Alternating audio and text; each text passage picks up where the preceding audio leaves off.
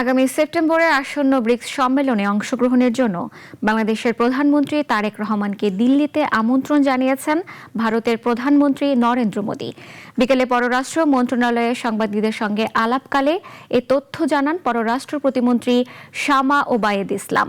তিনি বলেন, আমাদের পররাষ্ট্র মন্ত্রণালয়ে ভারত সফরের আমন্ত্রণপত্র এসেছে, আমরা সেটা প্রধানমন্ত্রীর দপ্তরে পাঠিয়েছি। আগামী 12 থেকে 13 সেপ্টেম্বর ভারতের নয়াদিল্লিতে ব্রিক্সের 18তম সম্মেলন অনুষ্ঠিত হবে।